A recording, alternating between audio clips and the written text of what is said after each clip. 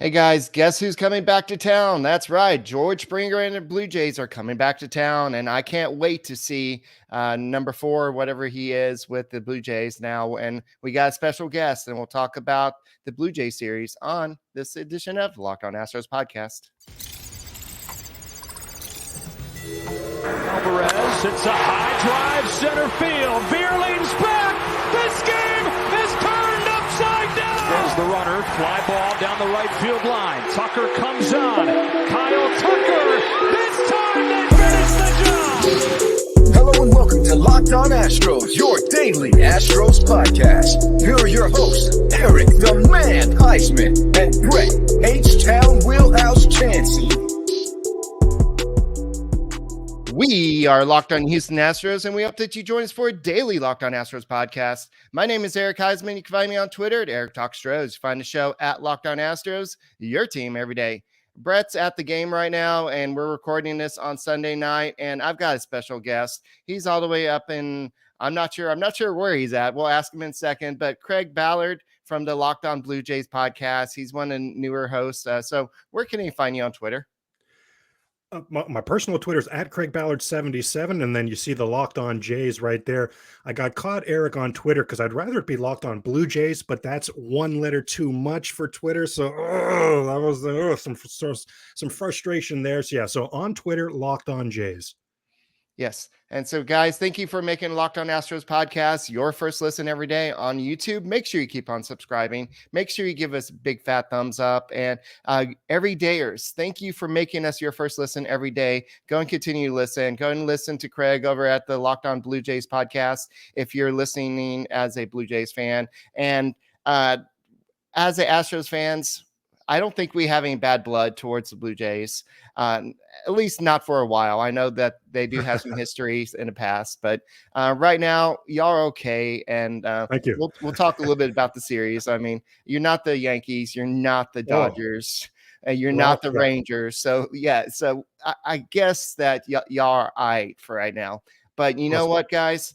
That today's episode is brought to you by Ultimate Baseball GM. Ever dreamed of being an MLB GM and managing your baseball franchise? Then this game is definitely for you. To download this game, just visit ultimatebaseballgm.com or look it up in the App Store. Our listeners get a 100% free boost to their franchise when using the promo code Locked On, all caps, in the game. So, all right, Craig, tell me about this Blue Jays team. I mean, Jose Berrios is going to pitch in this series. What the heck did the Blue Jays do to him? Did they break him? Boy, oh boy. So coming out the gate with $1 million question. Yeah, I know. That's all I want to know that. Yeah. Well, first of all, we can do some housekeeping here. So George Springer is still wearing number 4 for the Blue Jays, just like with you guys. And yes, I am in Mississauga, right beside you. It's part of Toronto. So yes, we can do some housekeeping there. But yes, Jose Berrios. Wow. The definition of feast or famine as a Toronto Blue Jay. As a Minnesota Twin, he seemed like the definition of steady Eddie. You know, that ERA was going to be in the mid-3s every season. He's come to Toronto. Last season, he had, I believe it was 17 starts where he allowed 2 earned runs or less. That's stellar. That's a yes, please. The issue, Eric, is he had 9 starts where he allowed at least 5 runs last season, and we've seen some of that bleed into this season, where Jose Berrios is has gotten himself into trouble, continues to get himself into trouble. Eric, he's not riding any ships. When he gets first and third, 1 out, he's not getting that double play ball or that pop-up. He's not stranding that runner. That 1 run is coming in. And the problem, Eric, it doesn't stop there. It's not 1 run's going on the board in Jose Berrios starts. When he's off, that 1 run inning becomes a 3-run inning, becomes a 4-run inning. You're going to see some more hits in there, some more walks, and some home runs in there. His 4-seam fastball, UGLY, it ain't got no alibi. It's ugly. I believe opponents are hitting, the last time I checked, he was better with it last time out against Tampa the other day, but prior to that, opponents were hitting over 400 against that 4-seam fastball. It is just sitting right down the middle. And you'd think, Eric, sure, it's down the middle, but it's at 96. You'd think it still has some value. It's getting absolutely smashed. His slurve continues to be a top-tier pitch in all of baseball. He's getting as many strikeouts with his slurve as his other pitches combined. The problem is his other pitches have been so ineffective that he's just not able to set up enough batters to have the slurve carry the day for him. He's not able to set up enough batters to have the slurve get him out of trouble. So it's the crooked number innings coming off his best start of the season, Eric. So that's not good news for your Stros. It was against Tampa.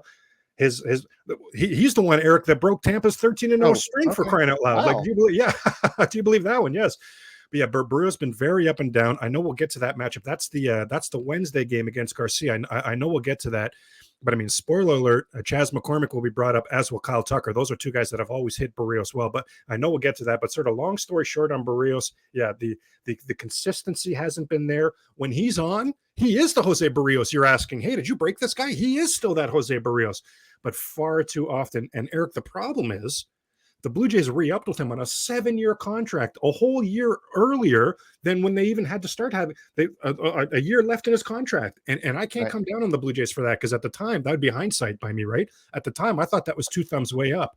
Now it's looking like we have another 6 years with this. It's not going to promote regrowth, Eric. I'll say that. Yeah, I mean, we might as well just talk about this matchup on Wednesday, because Luis Garcia is not having a good season himself. He's 0-2 with a 7.71 ERA. His whip is 1.86. He does have 15 strikeouts in 14 innings, but his velocity is down. He's not getting the same movement on the pitches. And a lot of people are saying it's because he's not allowed to do the rockabye baby motion anymore. But he's a lot more hittable. Like, opponents are hitting 322 off of him this year. And it's just crazy how he was one of our more reliable pitchers last year. But now he's allowed 12 earned runs in 14 innings, 3 home runs. It's just not the same guy. And he has 7 walks already. And that's something that he always prided himself on. So if you look at this matchup, this could be a matchup where it could be either a well-pitched game when both guys just go ahead and say, you know what, this is what I'm doing wrong, let's fix it. Or this could be home run derby on Wednesday. And I know that's the third and final game of the series, so we're sort of going backwards there, but that is the important game, this game, because I could totally see, Eric, this series being at 1. I could see the winner of that Wednesday game winning this series. And I know Merrifield has hit well against the Garcia. I'll look for that. I know Springer has hit well against Garcia. I'll look for that. You just said Witt. What's that, sorry? Yeah, Springer had 2 home runs. He's batting .750 against Luis Garcia of 2 home runs. Is that good? Is that going to work? My goodness. It's only 4 bats. I mean, yeah, true. Yes. But I've seen Garcia twice this season, and you just said the stats that really backed up the mind's eye. I haven't felt like he's been sharp. I haven't felt like he's been pinpoint in that strike zone, pounding the strike zone. So similar to Berrios, the pitches that where he'd be successful because he's setting guys up to get that strike 3, it's just not happened. It just hasn't happened for him. So I'm not even surprised to hear you say his ERA is up in the high 7s. My goodness.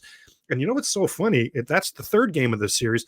The first game of the series is Kevin Gausman. Well, those are the 2 pitchers that Major League Baseball was using as the example of windups that aren't allowed anymore. To your point, it seems like it's really affected Garcia. I got bad news for you guys on Monday night, Eric. It has not affected Kevin Gausman. Yeah, that's what it looks like. His ERA is 1.35, 25 strikeouts. He's 1-1.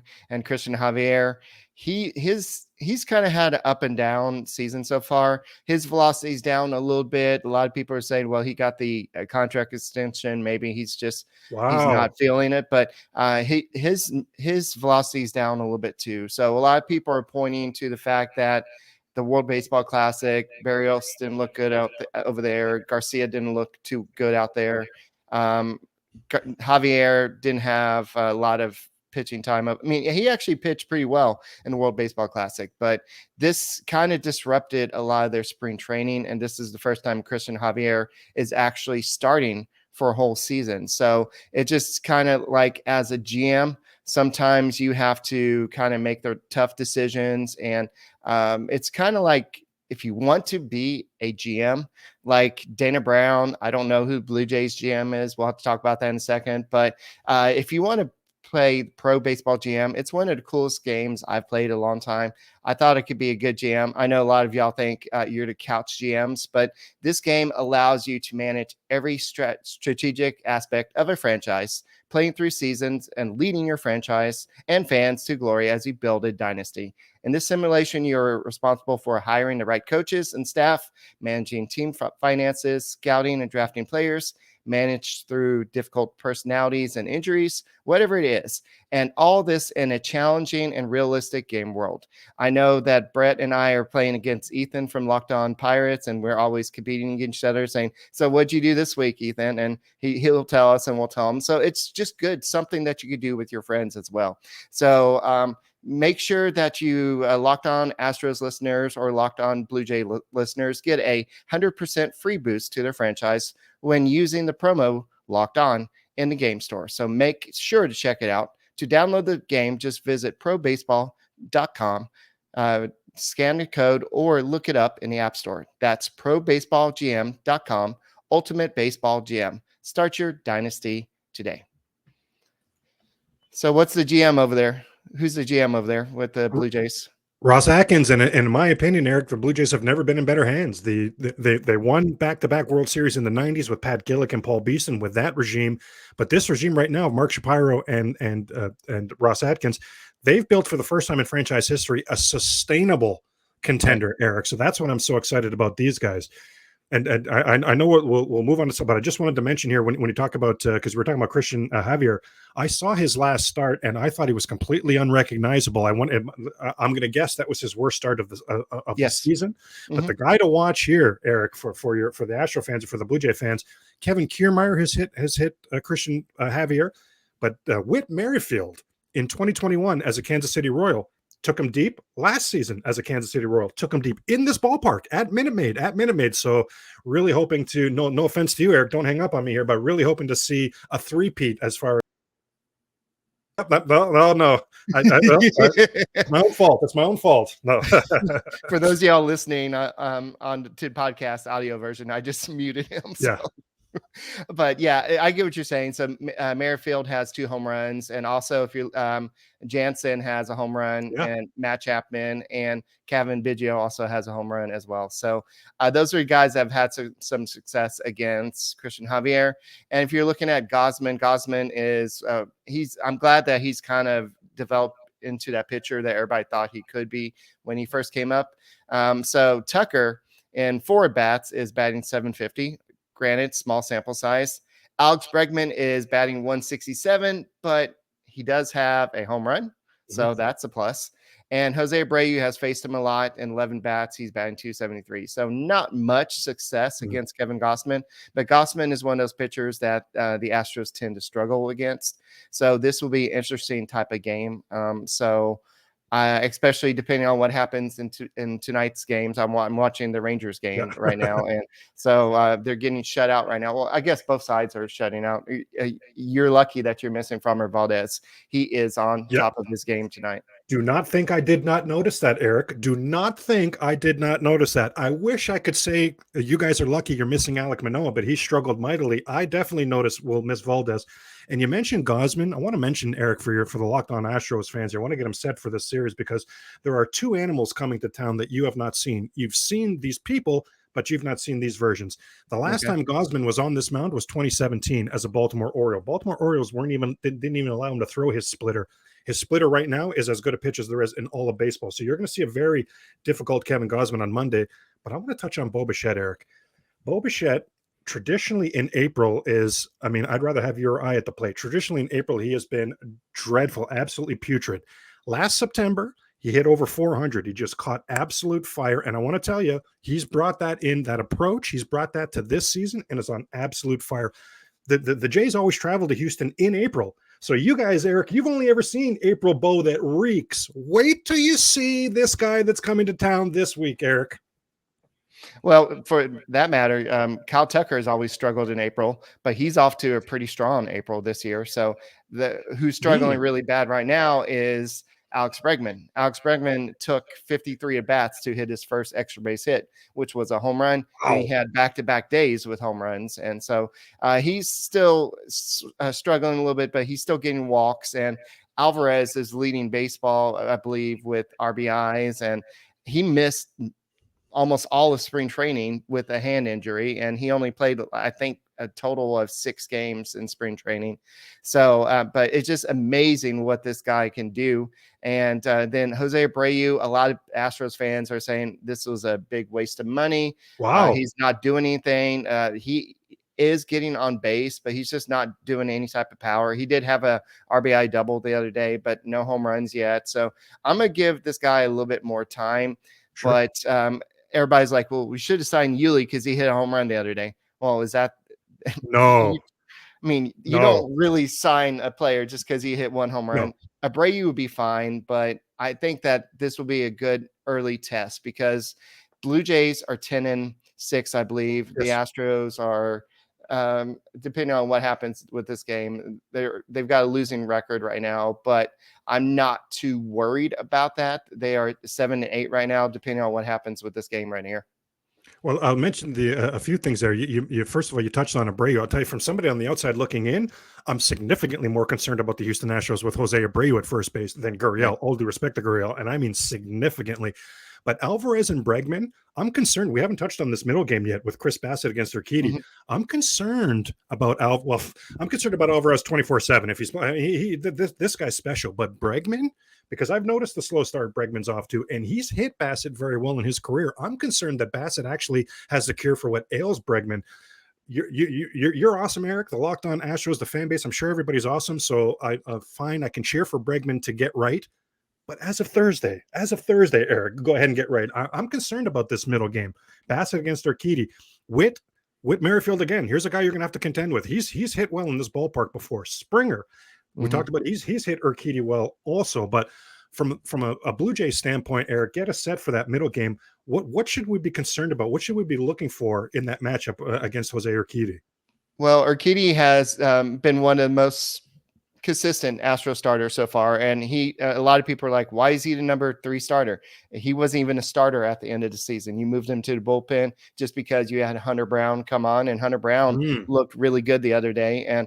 But he's been very consistent. He just throws strikes, and a lot of teams don't do good with that, a lot of opposing teams. So I know that if you're looking at who's had success, Vlad Guerrero Jr. has 2 home runs against him. And if you're looking up and down, Merrifield batting .667, Springer has a home run against him. Bo Bichette has a home run. But Abreu is batting .231 against Chris Bassett. But the Chris Bassett is, I think he played for the A's before, but he is a pitcher that the Astros have taken care of in the past. And or he's kind of he's shut them down. But Alvarez is batting .400 with 3 home runs and 7 RBIs and only 10 at bats. So that's pretty good. But then the rest of them are kind of like, I know Bregman's batting .294. That's what you're just kind of alluding to with 3 home runs. Oh, Bassett's done well against the rest, though. Bassett has done well against the rest of these guys. Yeah, you're right.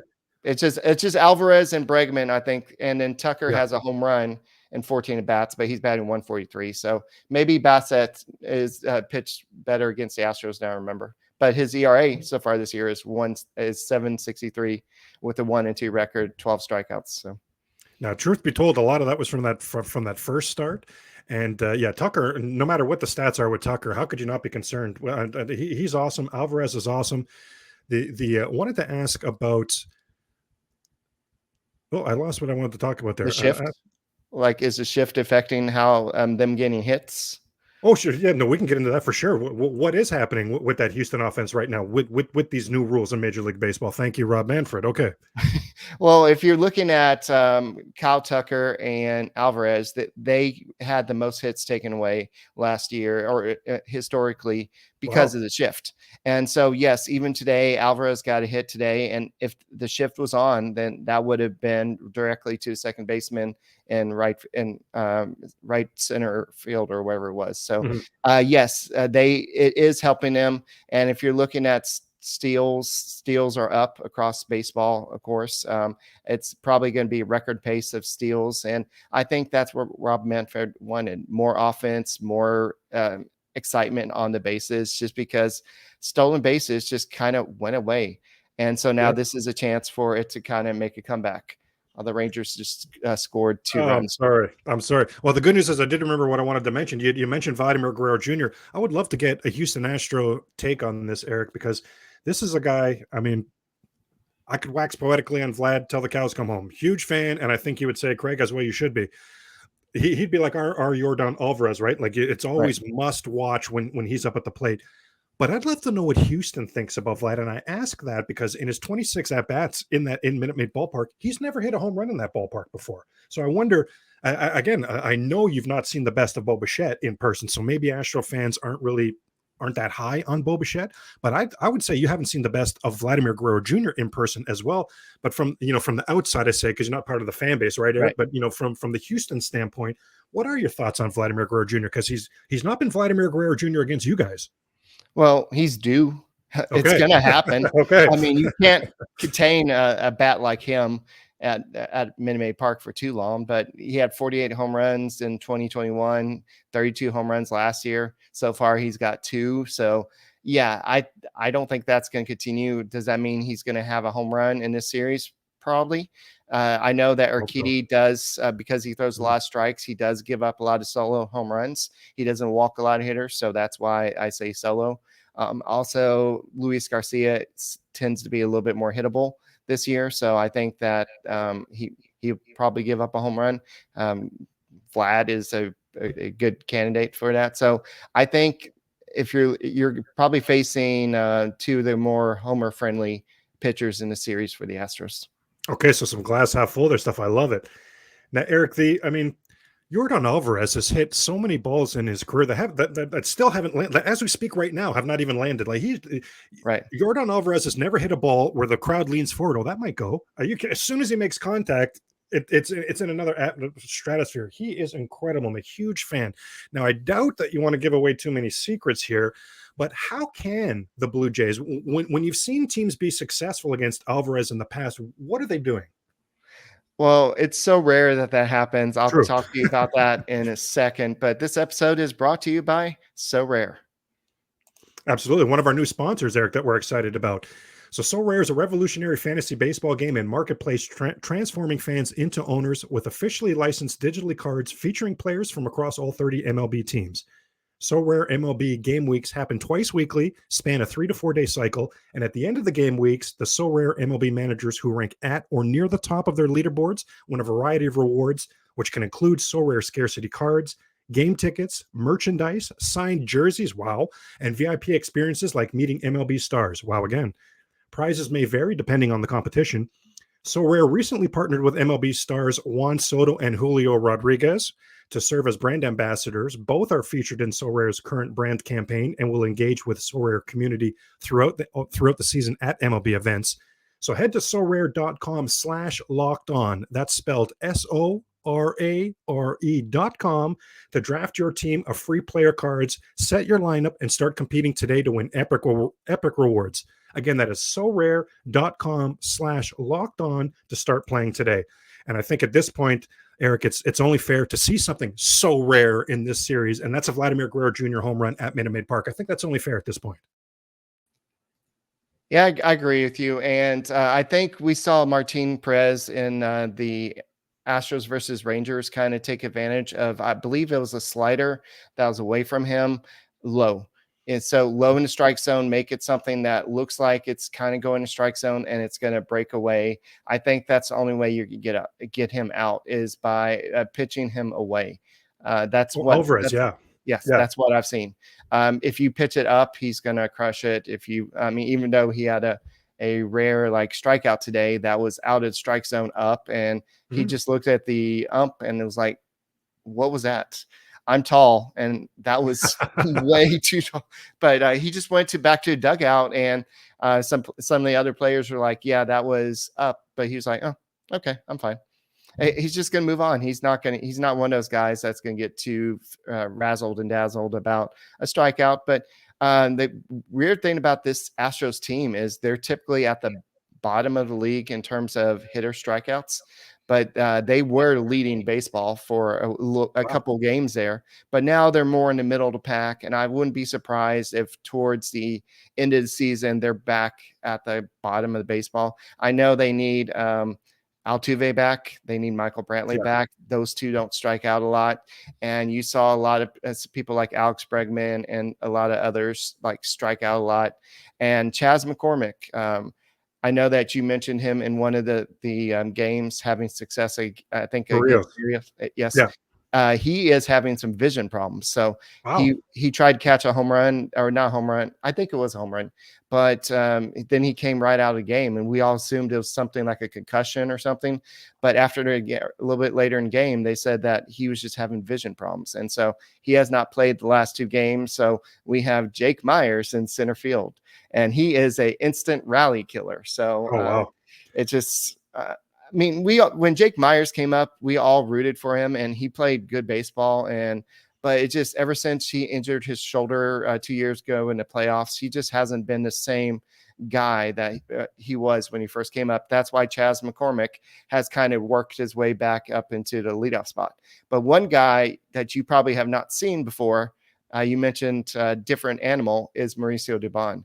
He has kind of gone from a super utility guy with the Astros who was batting like in the low 200s last, or maybe even worse, like below the Mendoza line. But he has become a hitting machine. Dusty Baker has him leading off now. And so while Chas McCormick's going is hurt or not, can't see things. So Mauricio Dubon is just making contact. He's not striking out. And he's doing the best of the opportunity that Jose Altuve's injury is giving him. Wow, great stuff. And Eric, the last thing I'd want to know about the Astros is, where are you? How do you feel about that bullpen? Texas just did something. You just saw something you didn't like. What just happened? Grand slam. Goodness, that's under the category of things you didn't like. Holy cow. Hector Neris. Who was that? That better not be Adolis Garcia, because Adolis Garcia kills the Astros. He like Albert Pujols used to kill the Astros. Adolis Garcia, but I think that was Simeon. Yeah, that was. Yeah, well, that was crushed. Boy, you wish Simeon was still a Blue Jay right in this moment right now. Yeah. Yes, I do. Why don't y'all just trade for him? Geez, sorry. All right. So looking at the lineup, are there any holes in the Blue Jays lineup? The bottom of the lineup is bottom third in a lot of categories. Now, Kevin Kiermaier is off to a very good start, and the base running flexibility at the bottom of this lineup right now is unprecedented in Toronto Blue Jay franchise history. And I mean, I'm literally saying that, Kiermaier can run the bases so well at the bottom of that lineup. Whit Merrifield can run the bases so well at the bottom of that lineup. So that part is exciting. Whit Merrifield is off to a good start. I think he's the Blue Jays X factor. I do need to see more from him. Where the issue has been with the lineup, where the hole is right now is that 8 spot. Danny Jansen has been just awful. Santiago Espinal has been awful. Santiago Espinal, since the All-Star break last season, remember he was an All-Star in 2022. Since the All-Star break, he's hitting .219 with 1 home run, and that includes the 2-for-31 start he's off to this season. Blue Jays just concluded the first homestand of the season earlier today, as we tape this on a Sunday, and Espinal went 0-for-13 in that homestand. So it's really the only place you can go right now to get an out. The top 5 in the lineup, holy moly. Springer's been good, not great, but he's been good. Bo has been on a different planet. Vlad has been on a different planet. And Matt Chapman, you asked earlier at the beginning, hey, what the heck have you guys done to Jose Berrios? Well, the exact opposite is, what have we done to Matt Chapman? This unbelievable. And it's and Eric, where I'm excited about Chapman is it feels sustainable, because his approach has been so good at the plate. It actually feels sustainable. So I'm pretty excited about that. So is there a place to go at the top of this lineup to get an out? I don't see it. Once you get in that 7-8 spot, though, if you can get Whit Merrifield out, the 8 spot, you're going to get out, and then you're probably not super concerned about Kevin Kiermaier. But the bottom of the lineup, as I said, the strength there is going to be the base running. This is a different Toronto Blue Jay team than you guys have seen, than the league has seen in the past. It used to be home run or bust. This lineup now, especially the bottom, is finding ways to manufacture runs. It's still a very potent offense, but just scoring way differently, Eric, than they have in the past. So you're saying that Matt Chapman is going to hit above 400 for the season? I don't see why not. I don't see why not. No. So, somebody was Tony Gwynn wants to have a word. Well, yeah. Well, geez, John Olerud. Yeah, there's a few people that want to say, "You kidding? You think that's easy, Craig?" My God, no, I don't. But I would sign up right now for Matt Chapman at 280. A 280 Matt Chapman, he's going to hit home runs in the 30s, and he's going to be as good defensively as any third baseman in baseball. I'm very excited about. And the thing, Eric. At the beginning of the season, I did a good and bad and ugly from what we saw from the Blue Jays in spring training. Matt Chapman was headlining the ugly category. He hit 200. I don't mean in the 200s. He hit 200 in spring training and didn't even come close to a home run. He was working on some new toe taps, a new timing thing that did not go well. It's as flip a switch as I've ever seen in my years, Eric. He flipped the switch coming into the regular season. The Blue Jays opened with a 10-game road trip. He mashed on that road trip and didn't exactly embarrass himself on this recent 6-game homestand either. Right.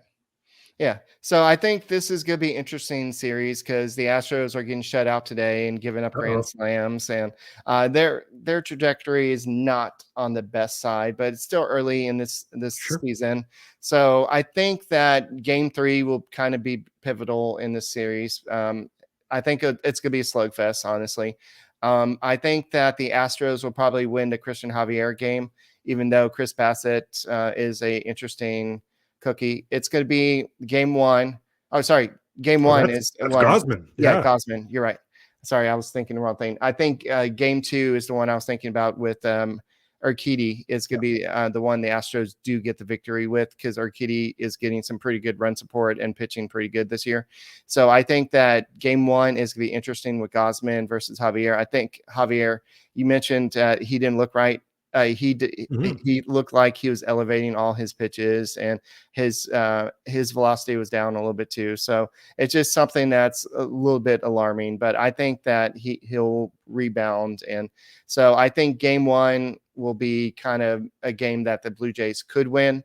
And I think Game 2 would be a game that the Astros would probably win. Game 3 is kind of up in the air. It's going to be whichever starter doesn't suck. So. You know, it's funny, Eric, I'm kind of on the same page with you of all three. The only thing I would ask, I got no problem cheering for Christian Javier to turn it around, but turn it around next week, Eric. Turn it around next week, Eric, please. You've had your recent World Series, plural. You've had recent World Series as plural. Come on, 2023 got to be the year of the Blue Jays, Eric. Come on. So show some love for your friends north of the border, Eric. No, not doing it. Not happening. Okay. You're right, but we ain't giving you that. So the Astros will be fine. I think it's all said and done. Yep. It's just they're off to a little bad start. So I think that this is going to be 2-1 victory either way for either Blue Jays or Astros. I'm not going to even really try to decide who's going to win this. I think if you look offensively, the Blue Jays are doing a lot better with batting average, but the home runs, the batting average are about up to par. And if you look at the Astros pitching outside of tonight, they have a little bit better ERA than the Blue Jays. I think y'all are at 4.40 before tonight. The Astros are at 3.45. And so the Astros ERA has been coming down a little bit, but overall the Astros and Blue Jays do compare pretty well. But you got to watch out for Mauricio Dubon. And this guy right here, he's going to ruin the hearts of Blue Jays fans because he's going to have a heck of a series. But I think that's all I got. You got anything to close out? No, just the last time these two were in Houston last season, Jays took 2 out of 3. All 3 games were 1 run, though, Eric. All 3 were excellent games. I think that's what we're in for. And you're right. I think 2 out of 3. And how could you predict one way or the other? Because you'd have to either bet on Berrios or bet on Garcia, like 2 really struggling. Right. So, yeah, that third game is going to be a crapshoot. But I like the Jays on Monday. I'm concerned about Tuesday, and then I totally agree, Eric. I think this series is going to come down to Wednesday. Then these two teams will get together later in the season, and then, dare I say it, Eric, these two teams will get together in the playoffs. All right, just because I like you, Craig, I'm going to go ahead and give you something to give you some nightmares tonight as I close out the show. So thank you for making the Locked On Astros podcast and the Locked On Blue Jays your first listen every day. For those of y'all that don't can't see it live, Yordan Alvarez is on the screen. So he's the most Astros most feared hitter. So yes, make sure you subscribe to us on YouTube. Go and make us your first listen every dayers on Apple, Odyssey, Spotify, wherever you listen to your podcast. Go and check us out. And Craig, thank you once again for doing this crossover. And it was great to see talk to you and get all this insight. So make sure y'all go and subscribe to him, Blue Jays fans. And that's all we got. And we'll see you next time. And go Stros.